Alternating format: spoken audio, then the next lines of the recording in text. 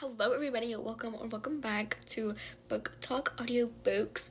Today we are going to be starting and reading Betting on You.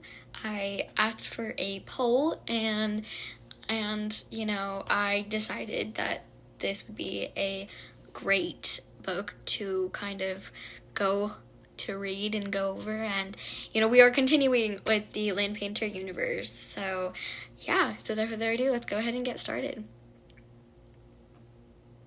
Chapter 1. 3 years ago, Bailey. The first time I met Charlie was at an airport in Fairbanks. My dad had just said goodbye, so I was swallowing down heavy emotion as I left behind the life as I knew it and prepared to fly to Nebraska, where my mother and I would now be living since my parents had officially separated. I lifted my chin and attempted to channel maturity as I traversed the airport with my rolling pink carry-on, but every blink of my eyes held back a weighted homesickness for the place and memories I was leaving behind. It was when I got stuck in a long line of people waiting to go through security, sandwiched between strangers and stressing over whether or not my braces were going to set off the metal detector, that we made contact. The line was moving, but I couldn't take a step because two people in front of me were kissing, hardcore, as if their mouths were fused together and they were desperately trying to pull them apart by turning their heads from side to side, or else they were eating each other's faces off. I cleared my throat. Nothing. I cleared my throat again, which made the guy open his eyes. I could only see one eye and look directly at me, while still kissing the girl. As if it wasn't weird enough, he said to me while his lips were still attached to hers, "Oh my God, what?" Which sounded like, "Oh my God, what?" And then the eye closed and they were full on kissing again. "Excuse me," I said through gritted teeth, my emotional anxiety replaced by irritation. "But the line is moving." The eye opened again and the dude glared at me. He lifted his mouth and said something to his girlfriend that prompted them to actually move forward. Finally, I heard his girlfriend chirp about how much she was going to miss him, and I could see by his profile that he was kind of half smiling and not saying anything as they stumbled forward hand in hand. But I couldn't get past the fact that they looked like they were my age. What? I was going into freshman year of high school. People my age didn't make out in public. They couldn't even drive yet. People my age didn't have the audacity to totally get after it in the airport security line where they were going to get in trouble. So who were these obnoxious PDA renegades? The girl stepped out of the line and waved to the guy, probably relieved to finally be getting oxygen. After making it through security and reorganizing my things, I checked the time on my phone. I wanted to be right next door when the jetway opened, so it was imperative that I get there as quickly as possible. I went around the face-eating person as he looked down at his phone, and as I walked as fast as I could towards the departure gates.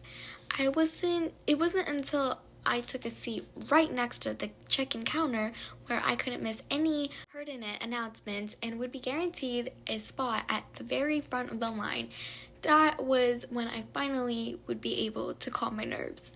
I scrolled through my phone, checked the airline's app for updates, then put on my headphones and queued up the freshly curated Bailey's Airplane playlist. But as I sat back and watched the other travelers miling about the terminal, I couldn't help but wonder how many of them were being forced to go somewhere they didn't want to go, and start a new life they had no interest in beginning. If I were a betting person, I'd say 0. I had to be the only person in the entire airport who was going on what was the polar opposite of a trip.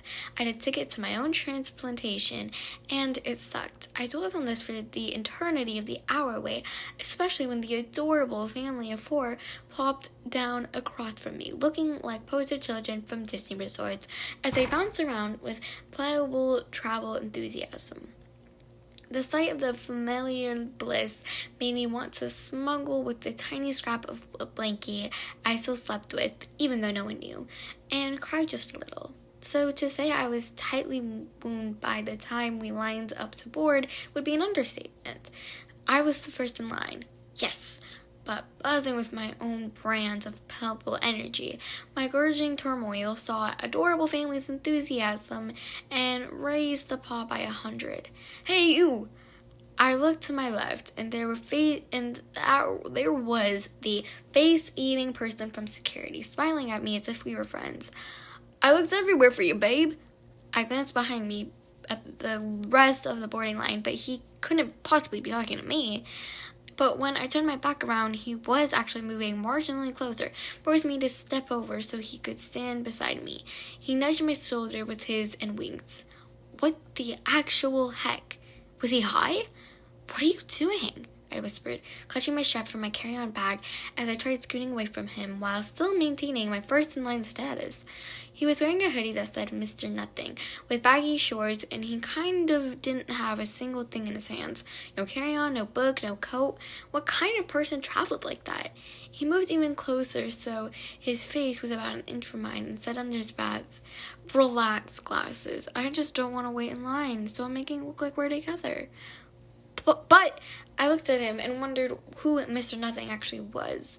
He was obviously my age-ish and a generally attractive human. He had thick, dark, careless hair and a nice mouth, but his nerve was just too huge for a normal boy. "That's not fair."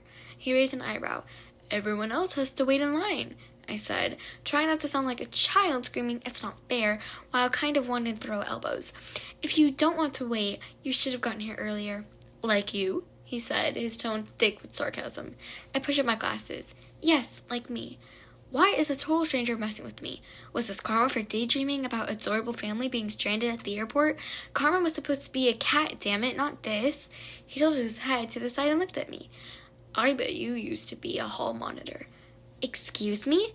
It was obvious he meant that in an insulting way, and I was torn between wanting to punch him in the face and wanting to snobbingly beg him to leave me alone.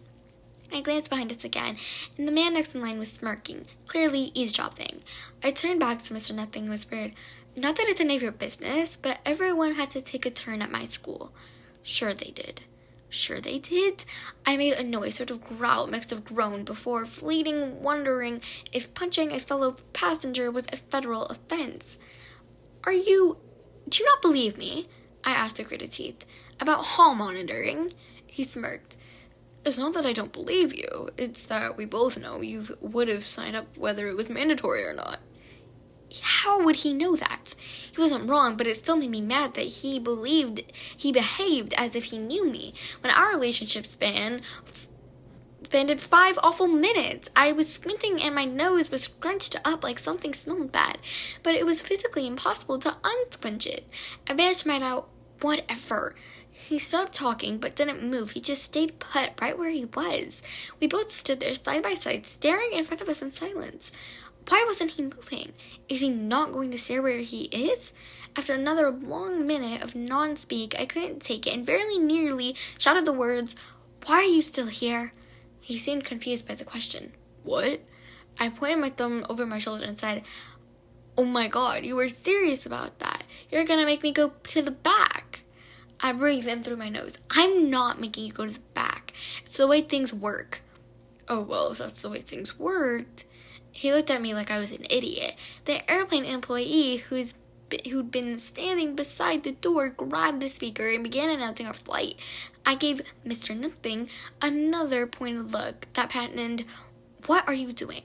look, punctuated with bug eyes, which made him shake his head and step out of line. He looked at the guy behind me and said, "It's the way things work. Don't worry about it." And even though I refused to turn around and watch him, I heard him mutter, "It's the way things work," no less than 5 minutes as he made his way to the back of the line. Why was this smug, sarcastic jerk even a part of my experience? He's ruining flying for me, I thought as I scanned the boarding pass and started down the jetway, which was ironic when flying was the only thing I didn't hate about the day. My first time flying alone with the one teensy tiny thing that I'd been excited about. The Zero seemed determined to destroy that. I didn't relax until we were boarded. My bag was stowed in the overhead compartment. It had both my parents, and I was seated next to the window. People were still getting settled, but I made it. I'd been stressed out all day, but now I closed my eyes and I felt like I could finally exhale. Until, what are the odds that we'd be seat neighbors? I opened my eyes, and there was Mr. Nothing, standing in the aisle, his mouth hard, as he just looked just so happy to see me, as I was to see him. Chapter 2. Charlie. As if my day wasn't bad enough, my seat was right next to Little Miss The Line Is Moving. Wonderful. She gazed up at me with big eyes and blinked fast, like she was shocked to see me, but she looked like one of those uptight girls who was always shocked when life wasn't perfect. She crossed her arms over her chest and said, 1 in 175, I would guess. For some reason, she made me want to mockingly repeat her words in a high-pitched voice. 1 in 175, I would guess. I looked longingly at the rows behind ours, stretching forward to the back of the plane, and wondered if anyone would be interested in swapping seats. Also, of course, the girl knew the number of seats on the plane. The second I sat down, my phone and my hoodie pouch buzzed. I knew it was my mom, and I also knew if I didn't respond, she would keep sending me messages. I pulled it out and looked at the display. Did you make it on time? I leaned back a little in the cramped seat, way too tall for flying. I hated flying. I replied, yes. I buckled my seatbelt, but before I could even let out a sigh, my phone buzzed again. Mom, did your dad go in with you or just drop you at the door? I reached in my pocket, eating a tomb already. After I popped 2 into my mouth, I ignored her question because no good could come of the answer. Dropped me back at the door because parking was too expensive, and texted, Nana Marie said to tell you hi. I knew that would stop the text. My mother and grandmother had always been close, but as soon as my parents decided to divorce, that was history. Now my mom referred to her as an old battle axe, and Nana Marie called my mother that woman. Mature adults, right? I rested my head on the back of the seat and tried to wrap my mind around the fact that summer was over. It seemed like days ago that I'd been pumped to fly to Alaska and spend the summer with my dad's family. But now here I was, leaving them, and Grace, behind, flying back to my life with my mom and her new boyfriend. I was too damn old to feel this homesick, especially when the plane hadn't even been taken off yet. I felt like a dual ache between my ribs as I pictured Grace, and I swear to God I could still smell the fruity mousse she used in her hair. My brain took off on an unwelcome montage that captured a summer full of Grace's laughter, and I gritted my teeth. Dang. I put my phone back in my pocket, even though all I wanted to do was get lost in one of our mindless exchanges. But there was no point texting Grace, ever again, because relationships failed on a daily basis. When people lived in the same house, relationships were doomed to fail, period. So the mere notion of a long-distance one, total joke. The only thing good that could come from staying in contact with Grace was that I might finally be depressed enough to take up songwriting or flirt with drinking. Walking away, no flying away, was absolutely the way to go. One of the flight attendants started on the safety checklist, and I glanced over at hall monitor. She was attractive, but the braces and poofy hair weren't doing her any favors. Her arms still crossed, and she was listening so intently that I half expected her to pull out a binder and start taking notes. Yeah, it was time to mess with her. Messing with her in the boarding line had actually taken my mind off Grace for a few minutes, so perhaps it was karma that had assigned her upright put to the seat beside me. I had been good all summer, so maybe karma knew I needed a distraction. Maybe karma was a girl in glasses. Chapter 3. Bailey. How much do you think she's getting paid? Shh! I tried tuning out Mr. Nothing so I could hear the flight attendant's emergency instructions. Oh, come on. You're not actually listening to this, are you? I refused to look at him. Please be quiet. Everybody knows that if the stuff go down, we're dead. His voice was deep and rumbling as he murmured, They go through these motions to give passengers a false sense of hope, but the reality is that the plane crashes, our bodies are going to be splattered for miles. Good Lord! I did look at him then, because there was something seriously wrong with Mr. Nothing. What is your problem? He shrugged. I don't have a problem. I'm just a realist. I see things for what they really are. You, on the other hand, you probably believe all this stuff. You probably think that if the plane hits the ocean at Mach 5, that inflatable seat is going to save your butt, right? I pushed the glasses up my nose and wished he stopped talking about crashing. I wasn't scared, but it also didn't make sense to me how an object as heavy as a plane could stay in the sky. It could. He gave his head a slow shake, as if if I was the world's biggest fool. Oh my God, you are precious. You're like a sweet baby child who believes everything her mommy tells her. I'm not precious. Or two. Why couldn't I be seated beside a mature businessman or advisor man in front of me who was already asleep? Hell, the screaming baby squalling somewhere in the back would have been a better choice. No, I am not, I said, irritated by how whiny I sounded, by unable to stop myself. But this guy was really making me mad. And just because you say shocking things like, oh, this plane is going to crash, doesn't make you edgy or more of a realist than I am. Oh, yeah? He turned a little in his seat. Now he was facing me, and he pointed to my carry-on. I bet you put all of your liquids in a baggie before you hit security, right? That's actually the law, I said, unwilling to let the guy think he was hot. So that doesn't mean a thing. It's not the law, it's just a stupid rule that isn't going to do anything to save us from a terrorist attack. So you don't follow the rule? Nope. Yeah, right, I thought. No way did this guy, a minor like me, disregard the laws of the skies. He was full of crap for sure. I humored him, though, and asked, then how do you transport your liquids? However I want. He gave a half shrug and looked utterly relaxed as he lied, and I was jealous of his confidence. Even if the guy was a compulsive liar, I wish I were that comfortable in my skin. He said, sometimes I put a few in my carry-on if I have one. Sometimes I pack the full-size bottle in my checked bag, and today I even stuck a shampoo in my pocket just for fun. You did not, I said, unable to let that one go. He pulled a child-sized swab from the pocket of his shorts. Did too. No way. To my horror, a laugh gurgled out of me. I raised my hand to my mouth, quick to cover any evidence that Mr. Nothing was the teeniest bit amusing. Why do you do these things? Dang my curiosity. Because it feels good to know I'm besting them. Which them are you besting exactly? I was absolutely torn between amusement and annoyance. The security people, the terrorists, the man? Yes. I rolled my eyes and pulled out my book from my purse, desperately hoping he'd take the hint and do anything other than talk to me. It worked until takeoff, but once we were in the air, he turned to me in his seat and said, so? I flipped my book over onto my lap. We don't have to talk, you know. But I can't turn on my phone yet, so I'm bored.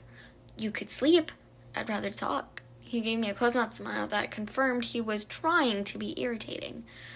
So how long have your parents been divorced? I almost gasped, but I caught myself. How does he know they're separating? And why does the finality of the word divorce still make my stomach hurt? I looked down at the cut-up red heart on the cover of my book. What makes you think my parents got divorced?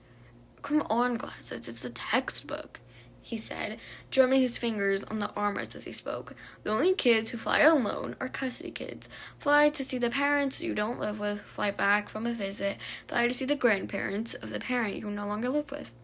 I swallowed and rubbed my eyebrow, wanting to tell him to shut up because I didn't like the picture he was painting. Would I become some sort of custody kid, racking up frequent flyer miles while getting to know flight attendants on a first-name basis? It never occurred to me that I had to do this whole sad solo flight more than once after everything was finalized. God, I wasn't ready to talk about it, to use the D word in regards to my parents, especially not to Mr. Nothing. I asked, does that mean yours are divorced? He made meaningful eye contact then, a look that was almost controversial as our eyes held, and it made me think he might actually be something more than who he was. But just like that, the look slammed shut, and the attitude was back. Oh yeah, they're officially divorced 6 months ago, and this is the third time I've flown solo since then. I didn't want to be a part of the custody kids club. I didn't even want to know it existed. I wanted my life to be normal again, not some surreal version that had me alone on a 10-hour flight, sitting next to a cynical teen divorce expert when I should be at home in my childhood bedroom. Still in denial, huh? He looked at me like I was a precious, gullible child, as he said, I remember that. You think if you don't identify with your new role, maybe it won't stick. Like, if you click your heels together and say there's no place like home, you might somehow trick the universe into missing the change and resetting your life back to normal, right? I felt a heartburn in my stomach as he said that, a radiating heat as he perfectly described my emotions. I cleared my throat and said, "You don't know anything about me. I'm sure it sucks being a cussy kid, and I truly am sorry. Now, can I please read my book?" He shrugged and said, "I'm not stopping you." I started reading, but it wasn't like the escape I was hoping for because I kept glancing over to make sure he wasn't going to start talking again. I knew it was coming. I wasn't lucky enough to be left alone, and that made me impossible to relax, especially when he was sitting ramrod straight in his seat, looking ready to pounce, and his thumbs were tapping against the armrest like he couldn't sit still. My eyes ran over the words on the page, which were good, but apparently not good enough for me to forget about Mr. Nothing and the new life that awaited me when we landed. I was working so hard at comprehending what I was reading that I guessed in surprise when the flight attendant stopped at my aisle to see if I wanted a drink. "And for you, hon?" "Oh, could I please have a half Coke, half Diet Coke mixed together in a cup? With no ice, please?" I could feel Mr. Nothing's head swivel towards me. The attendant looked irritated, like it was ridiculous that a kid was asking her for something. She said, "You have to pick one or the other. You can't have both." I don't want both, really." I gave her what I hoped was a polite smile. "See, since you're putting the sodas for the passengers instead of just handing out cans, the remaining halves won't get wasted. So I like you to just pour a little of each into mine instead of just one. It will still be the same amount of liquid, just comprising two components." I glanced at Mr. Nothing, and he was smiling, his attention full on me. His eyes were twinkling like he was watching his favorite TV show, and I could tell he was holding back 1,000 sarcastic comments. The attendant gave me a half-seat pop, and I thanked her. I could tell I wasn't welcome. I took a sip and was swallowing when he said, "Now I see it. You're a labor-intensive kind of girl." What do you mean? Labor-intensive. He looked like he had me entirely figured out, like he solved a puzzle. A girl who requires a lot of work. You want a drink, but you want two different kinds mixed together and no ice. That's just how I like it, I said, not trying to sound breezy and not defensive, as he went on a full-on know-it-all mode. Sure. He crossed his arms over his chest and said, "But labor-intensive is your way." "No, it's not," I said, a little too loudly as I lost the battle with my patience. "Sure it is. You have to stand in front of the boarding line an hour before takeoff because you need a window seat. You excel at hall monitoring. I bet when they pass out dinner later, yours will be just a little bit different than everyone else's, right?" I blinked and I didn't want to respond. He grinned. "I'm right. I see it on your face. Vegetarian?" I sighed, and I wished for a time machine so I could go back and not engage with Mr. Nothing in the security line. I requested a vegetarian meal. Yes. He looked genuinely happy for the first time since we met and said, "Of course you're vegetarian." "I'm not a vegetarian," I said, absolutely thrilled by his wrongness. He lowered his dark brows. "Then why do you order the vegetarian meal?" I tucked my hair behind my ears and raised my chin and said, "Because I find the airline meat to be questionable."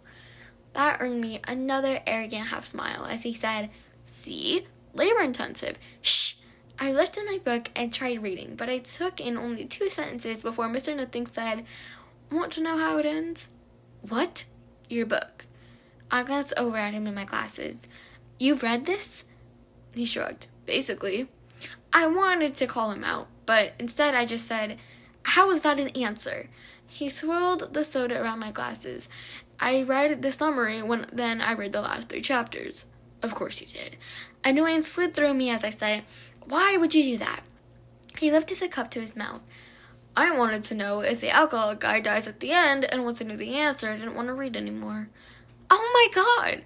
I seriously didn't know where Mr. Nothing got all the nerve, but it was irritating as hell. He was like the polar opposite of maniac pixie dream girl in a movie. Instead of being used by writers to bring a character out of their comfort zone, Mr. Nothing was being used by the universe to make me mad and make me grumpier than I already was. Why would you ruin it for me? Who does that? Well, I didn't tell you anything. Yes, you did. I took another sip of my soda, annoyed by his spoiler, and said, "If he didn't die, you would have kept reading." "How do you know? Maybe I like death and didn't want to read the book with the happy ending." "That actually wouldn't surprise me," I said, absolutely meaning it. If anyone were to find the enjoyment in a death book to be unhappy ending, it'd be Mr. Nothing. He seemed to get off on a going against the grain. "So read on," he said, giving a chin nod to my book. I bristled. "I will." I pretended to read for a few minutes while my brain had a tiny freakout over Mr. Nothing. He was like the cherry on top of my dumpster of life sundae, and it was absurdly on brand that I would be subjected to him on the very flight that was taking me to my unwanted new life. I was thrilled when he got up to go to the restroom. I put on my headphones so that when he came back, I couldn't hear his ridiculous observations anymore. It was brilliant.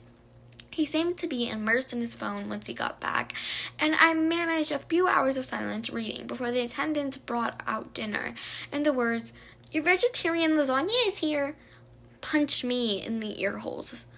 I yanked my headphones off, away from him, looked up, and grabbed my tray from the attendant.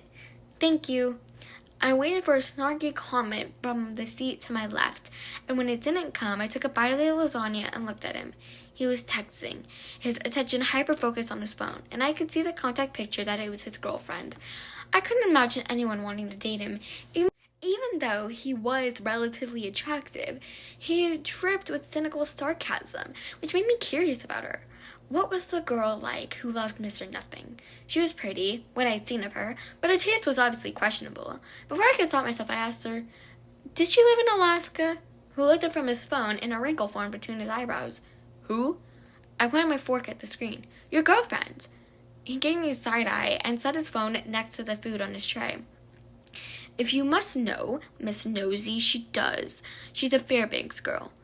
Oh, I felt bad for him a little, because leaving someone you love behind felt like utter stuff. "But she's not my girlfriend." He cut into the chicken, took a bite, and moaned, while staring directly into my eyes like a sociopath. "Oh my God, this questionable meat is so ridiculous." I just sighed. He grinned, pleased with himself, and said, "I live in Nebraska and spent the summer in Alaska with my cousins. I hung out with her a lot, but I'm not really into a long-distance thing." I swallowed and pictured him kissing the face of Fairbanks girl. "Does she know that?" He shrugged and said, "She will." What a jerk. The poor girl had probably cried all the way home, devastated to see him go, while he shrugged and said, "She will." I took another bite and couldn't stop myself from saying, "Are you at least going to tell her?" That made one of his dark eyebrows go up. "What, are you worried about her or something?" It was my turn to shrug, even though I kind of wanted to rage in Fairbanks' girl's stead. I just think leaving her hanging is a garbage thing to do. "Really?" He picked up his soda and took a drink before asking, "What would you do?" I wet my mouth with my napkin. "Well, I'd be forthright for starters. I'd tell her." "Did you just say forthright?" He grinned like I was hilarious as he set his plastic cup on the tray. "Who says that? I mean, my grandma probably does, but no one under the age of—" "Forget it," I interrupted, amazed by the annoyance I felt from this boy, kept ranking up to my newer and more intense level. "Oh, come on, please continue." He reined in his smile, but his eyes were still twinkling. "I'm sorry." "No, you're not. I am, I swear. Please. Tell me what you would do. I really want to know." "Nope." "Please." I rolled the back of my neck. "Fine. I would tell her that what you said about not wanting to do the long-distance thing. But I say it nicely enough where we could still be friends. After all, you probably go back to your cousin's house again someday, right?" "Sure," he said, leaning back so he could reach into the pocket of his jeans and pull out a Tom? Is that a Tom? What was he, a 6-year-old grandfather of 5? And he was making fun of me for seeming old? He popped it into his mouth while I asked him, "So wouldn't it be nice if you could be her friend and fly to Fairbanks instead of being the jerk who broke her heart?" His mouth went up a little, only on one side, and his eyes narrowed. He stared at me for a long moment, chewing his anti-accident tablet, and then he said, "Guys and girls can't be friends." And he said it with a definitive, indisputable fact, which it wasn't. I had guy friends, sort of, and I knew plenty of girls who did too, I wondered if he was just one of those guys who liked having controversial opinions. Yes, they can, I said, narrowing my eyes and waiting for him to argue. Nope, he said, like it was scientific data instead of his own antiquated opinion. Yep, actually, I said, setting my napkin on top of the piece of flavorless lasagna, unwilling to let his ludicrous statement stand. I have guy friends. He gave his head a little shake. No, you don't. Yes, I do, I said defensively and through gritted teeth, because who was he to act like he knew what kind of friends I had? I cleared my throat and added, a lot of them, actually. You do not. He took another bite of his chicken and took time to chew and swallow before calmly adding, you have guys that you know. They're probably nice to you, but they will never be legitimate friends with you. Period. It's impossible.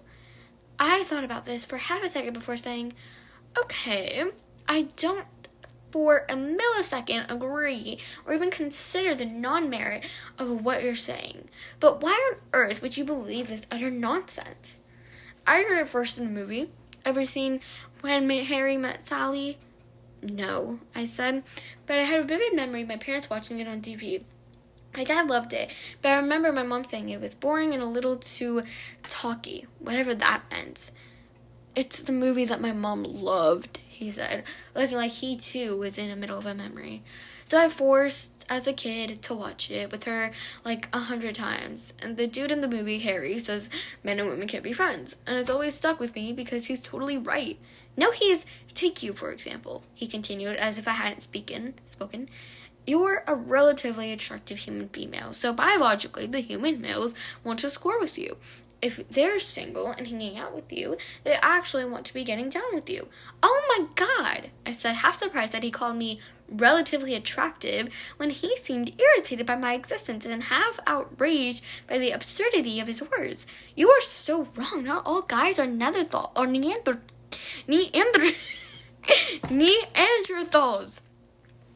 No, I'm a guy. Trust me on this. He lowered his voice and said, I've already pictured every relatively attractive human female on this flight 2 or 3 times, and we aren't even close to landing. Oh my God, my mouth dropped open, and I couldn't bring myself to close it.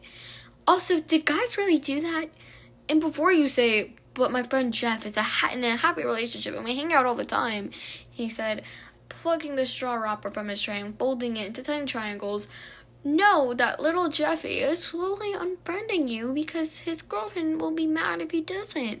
She'll wonder why he needs you and when he's got her, and truthfully, part of him really does want you too. So he'll either make a move on you and totally screw with the pooch, or he'll save you from his spank bank and remain true to his girl. Either way, it'll always be there, making friendship a complete impossibility. My mouth was still hanging open, the same as if he had just confessed murdering his parents. I stared at his self-satisfied grin and couldn't believe he'd ever had a girlfriend. And the bottom line is that none of it really matters anyway.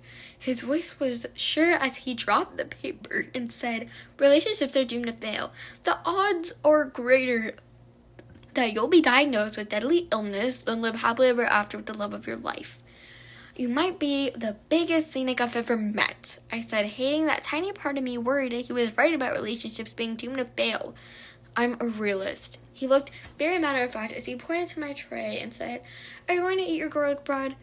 Take it, I muttered, praying a good tailwind would push us toward Nebraska a little faster. I couldn't wait for this flight to be over so that I would never have to see Mr. Nothing again. Chapter 4. 1 year ago. Bailey. The next time I saw Charlie was at a movie theater. I was there with Zach, my boyfriend, and we just paid for our tickets when we heard clapping from the lobby area by concessions. Want to check it out? Zach looked at his phone and said, we've still got 5 minutes before the movie starts. Sure, I smiled at his handsome face, and he grabbed my hand, leading me toward the fray.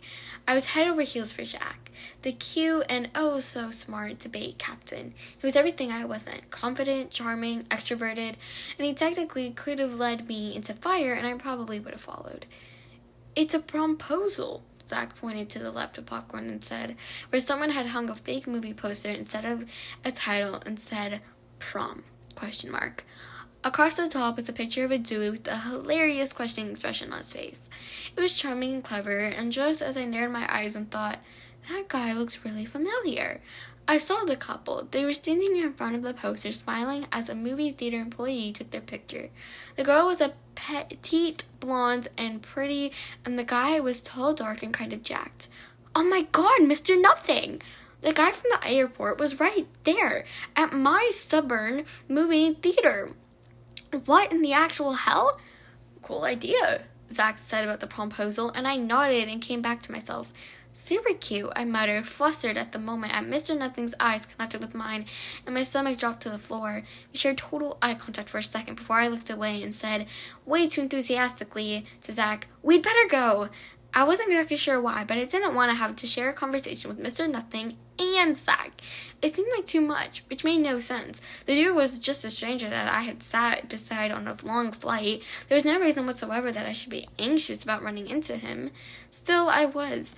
I was very nearly dragged Zach into the movie theater and chose seats that were far away from everyone else. We were sitting a rival of The Good and the Best, my all-time favorite movie, but once it started, I just found I couldn't get into it. Seeing Mr. Nothing left me unsettled. Maybe it was his tie into the time in my life when my parents fell out of love.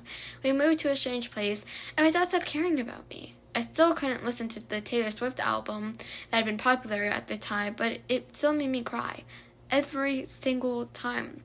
Hell, the day of that flight, just before I slid into the line behind Mr. Nothing, I cried my eyes out at the airport bathroom.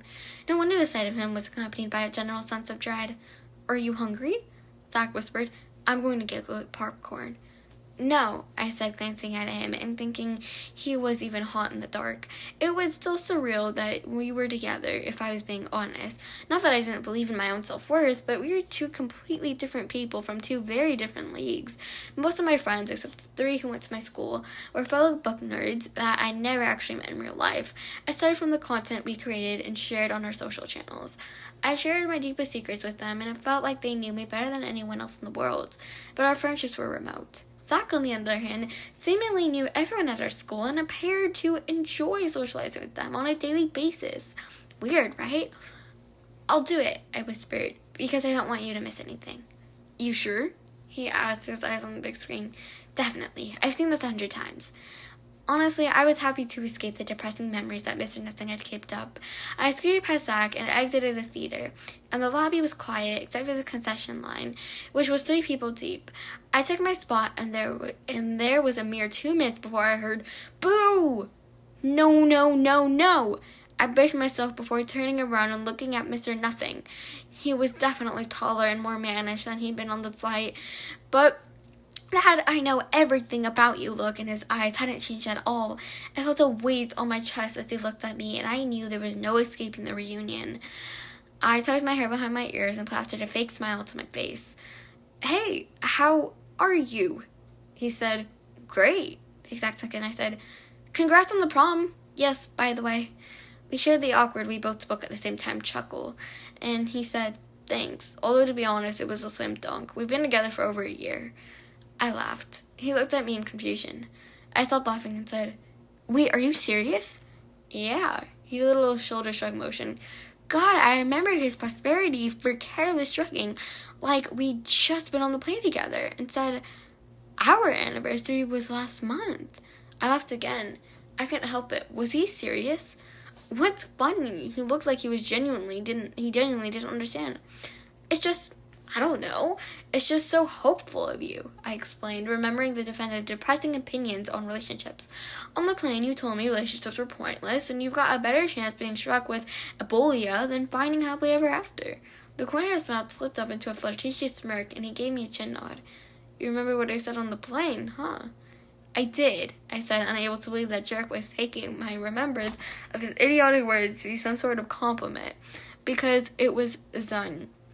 Your theories were so stupid that it was impossible for me to forget them. You've been thinking of me for all these years. He looked like he was absolutely believed as he tilted his head and said, "That's nice, glasses." I gave my head a shake and opened my mouth, but I literally could not think of a response to his arrogance, and he knew that because the smirk transformed into a full-on smile of amusement. And regarding my thoughts on relationships, what can I say? I've evolved. Sure you have. The line moved forward, and I screamed internally for it to move faster and end my torture. What about you? Mr. Nothing's eyes ran all over me before returning to his face. Is Poofy Hair your boyfriend? Don't give him the satisfaction, Bailey. I glanced around before calmly saying, he does not have poofy hair. I stand corrected, he said, putting his hand in his pocket. Is Sweater from Baby Gap your boyfriend? I rolled my eyes, which was something I rarely did anymore. My mother called it rude, and she was right, but I couldn't hold back from the presence of Mr. Annoying. I said, Zach, the guy you saw me with, whose sweater fits him just right, by the way, is in fact my boyfriend. Did you tell him about us? He asked, his lips turning into the back half-sarcastic smile. What? I felt my eyebrows squeezed together in what seemed to be my default response, aside from the eye-rolling, to Mr. Nothing. No, there is no us to even tell about. You could have told him we're old friends, he suggested. The friend you flew across the country with. I thought you said guys and girls couldn't be friends. I crossed my arms over my chest and felt a wave of satisfaction surge through me as I threw his words back at him. What? When did I say that? He looked genuinely confused, and I was more than happy to remind him of this ridiculousness. You told me that on the flight from Fairbanks. Wonder why I said that. He really paused before adding, Actually, that's pretty accurate. They totally cannot. Can I help you? I stepped up to the counter and looked at the guy who was waiting for me to order. Yes, could I please have a small, plain popcorn and one small buttered? No problem. He started punching my order into the register. Could you please pour them into a large tub? Together? The guy looked at me like I was weird, but he was smiley. Sure. I thought I heard a snort from behind me. And can you please not shake them up? My cheeks were warm as I quietly added, Thank you. Labor-intensive. Mr. Nothing muttered, but I refused to look in his direction. Can I also get 2 large Cokes? Of course, the SAG attendant said. And as soon as he stepped over the popcorn machine, Mr. Nothing nudged my arm with his and said, You're not getting a half-C Coke? Not today, I said, and even though I really wanted one, I knew he'd think he was right about the whole labor-intensive thing if I ordered one, so I had to deny myself. I like your hair, by the way, he said, gesturing to my head. Thank you, I replied, shocked that he would say something complimentary to me. Last time I saw you, it was so... He trailed off, making big eyes with holding his hands out on each side, as if to imitate how huge my hair had been. Of course, there it was. When I had met him at the airport, my hair had been like Mia Trimpole's at the beginning of Princess Diaries. Long, black, frizzy, and out of control. High school had happened, thank God, and now I had a shoulder-length bob and a flat iron until it was smooth. But it was so him to remember and mention how bad it had been. Here you go, said the confession dude, handing over my snacks while I handed over the money. Finally, I didn't want to spend another minute talking to Mr. Nothing. I turned and gave him a smile. Well, that's me. Until next time, I guess. Sure. I walked away, and just as I was about to open the door to the theater with my elbow, I heard, Hey, glasses! I turned around and said, Yeah? He had a serious expression on his face, lacking the devious twinkle that had been there every time I ever looked at him. He asked me, How many solo flights have you taken since we met? I swallowed and hated him a tiny bit at that moment for reminding me Mr. Nothing had been totally right. I've flown from Fairbanks alone 4 times since the split. I was definitely a member of the Cussy Kids Club now, a club I had never wanted to join. 4. He gave a nod, and it felt like something had passed between us before he said, Later, glasses. Yeah, I said, clearing my throat before muttering, God, I hope not. Chapter 5. Charlie. I watched her go and wondered what the hell was wrong with me. She was an uptight weirdo that I'd been stuck with on a flight a couple of years ago, yet for some reason it'd been good to see her. What was that about? She seemed just as high maintenance as before, just as easy to rattle, yet I was somehow disappointed when she walked away. I pictured the crinkle of irritation I continuously brought to her forehead and realized that, wow, I knew what it was. She was an open book. Yes, she was a stranger, but for some reason, when I looked at her, I could just tell what she was thinking. Most of it was annoying and in desperate need of a shake-up, but I liked the lack of a firewall around her thoughts. Of course, that was probably because my inner circle consisted of multiple people who were heavy into mind games. There was my mom in an internal battle with herself over who to make mad, kids or her boyfriend, my dad, who no longer battled at all but simply took sides with his new wife no matter what, while spinning his decision as good parenting, my sister who loved all these new players in our life but tried to hide it from me because she knew I did not. Add Becca to that, I never had a clue what she was thinking, and it made sense why Glass's open face was so refreshing. Can I help you? I looked away from the door she disappeared through and back at the snack dude. Oh yeah, 2 popcorns please. I paid for the snacks, and as I waited for them, my phone buzzed. Beck, do you want to go to Kyle's after this? Apparently he's having people over. I didn't know how to respond to that. Did I want to go to Kyle's? Yes, and also heck no. Kyle was cool, and I always had a good time at his house. On a normal night, I'd be all about it, but after the proposal, I kind of wanted to be alone with Beck. It felt like something big had happened with us, and I wasn't ready to move on from it. It was embarrassing how sappy she made me. It still felt like a trap, like our us was going to eventually implode, but God help me, I was happy enough with her to consider the possibility that I might have been wrong. Perhaps all relationships weren't doomed to fail. I grabbed my popcorn and headed for the theater, wondering what hall monitor would possibly think about that little gem of a thought. She'd raise that stubborn chin and feel like she'd won some sort of point, which would absolutely make me say something about her weird boots just to make her mad. Those boots were actually hot, but I'd rather die than say that to her. But it didn't matter. No way was I ever going to see that girl again. Alrighty guys, I hope you guys enjoyed, and if you did, please, please rate the podcast or comments. That's always great stuff. And I will see you guys next time, and I hope you guys enjoyed the first 5 chapters of Betting on You.